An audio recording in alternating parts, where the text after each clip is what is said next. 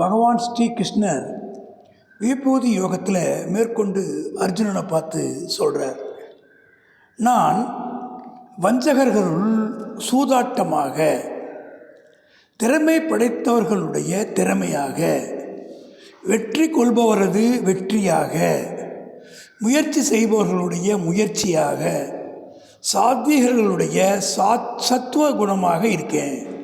அதாவது வஞ்சகர்களுக்கு சூதாட்டமாக இருக்கேன், திறமைப்படுத்தவர்களுக்கு திறமையாக, வெற்றி கொள்பவரது வெற்றியாக, முயற்சி செய்பவர்களுக்கு முயற்சியாக, சாத்வீகர்களுக்கு சத்துவ குணமாக இருக்கின்றார். இறைவன் தூண்லேயும் இருக்கார், துரும்பில் இருக்கார், நமக்கு தெரியும். அதை அவர் தெளிவாக அர்ஜுனனுக்கு புரிய வைக்கிறார். சூதாட்டங்கிறது வெளிப்படையாக செய்யப்படுகின்ற வஞ்சம். அதன் இழப்புகளும் துயரங்களும் சம்பந்தப்பட்டவர்கள் கட்டுப்படுகிறார்கள். சூதாடுகிற அறிவுத்திறன் தெய்வத்திடமிருந்தே வருகிறது. சூதாட்டத்தால் வரக்கூடிய லாப நஷ்டம் ஆடவனை பொறுத்து இருக்குது. திறமை, வெற்றி, தீர்மானிக்கும் திறன், சத்துவ குணம் இவை பகவான் அடைய உதவுவை. திறமை, வெற்றி, தீர்மானிக்கும் திறன், சத்துவ குணம் இது பகவான் அடையிறதுக்கு நமக்கு கிடைக்கக்கூடிய ஒரு ஈஸியான வழி. நான் விஷ்ணுகளில் வாசுதேவனாக, அதாவது தன்னையே சொல்லுகிறார் பகவான் கிருஷ்ணர், தன்னையே சொல்கிறார். நான் விஷ்ணுகளில் வாசுதேவனாக, பாண்டவர்களுள் அர்ஜுனனாக, ஒன்று மாதிரி, முனிவர்களுள் வேத வியாசராக, கவிஞர்களில் சுக்கராச்சாரியராக இருக்கேன். தானே வாசுதேவன் அர்ஜுனன் என்று குறிப்பிடுவதன் மூலம் அனைத்திற்கும் முதற்காரணம் நாராயணன் என்பதை உணர்த்துகிறார். தானே வாசுதேவன் அர்ஜுனன் எல்லாமே நான்கிறத புரிய வைக்கிறார்.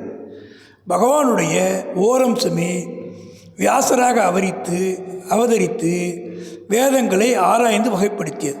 பகவானுடைய ஓரம்சம் வியாசர். வியாசராக அவதாரம் பண்ணி வேதங்களை ஆராய்ஞ்சதாக நம்ம நம்புகிறோம்.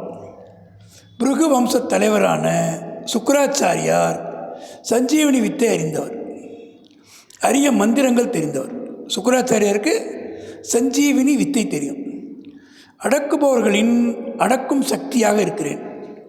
வெற்றி பெற விரும்புபவர்களுடைய நியாய உணர்வாக, மறைத்து வைக்கப்பட வேண்டியவற்றை காப்பாற்றுவற்றுள் மௌனமாகவும், ஞானிகளுடைய தத்துவ ஞானமாகவும் நானே இருக்கேன். மௌனங்கிறது ஒரு உயர்ந்த குணம். சொல்லாத சொல்லுக்கு விலை ஏதும் இல்லை. அப்போ மௌனமாக இருக்கிறதே ஒரு பெரிய ஞானம். ஒரு அறிவாளிக்கும் முட்டாளுக்கு என்ன வித்தியாசம்னா, அறிவாளி பேச மாட்டான், அமைதியாக இருப்பான். முட்டாள் பேசி தவக்கலை கிணத்துக்குள்ள நான் இங்கே இருக்கேன்னு சொல்கிற மாதிரி கத்தி மாட்டிக்குவான். அப்போ அடக்குபவர்களின் அடக்கும் சக்தியாக இருக்கேன், வெற்றி பெறுபவர்களுடைய நியாயமான உணர்வாக இருக்கேன், மறைத்து வைக்கப்பட வேண்டியவற்றை காப்பாற்றுறத மௌனமாகவும். மறைத்து வைத்தல் அப்படிங்கிறது ரகசியம். அந்த ரகசியத்தை மறைக்கணும்னு அதுக்கு என்ன பண்ணணும்?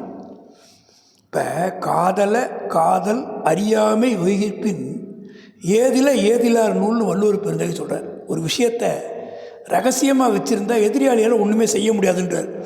அப்போ மறைச்சி வைக்க வேண்டியதுக்கு மௌனம் தான் ஒரு நல்ல வழி. ஞானிகளுடைய தத்துவ ஞானமாகவும் நானே இருக்கிறேன்.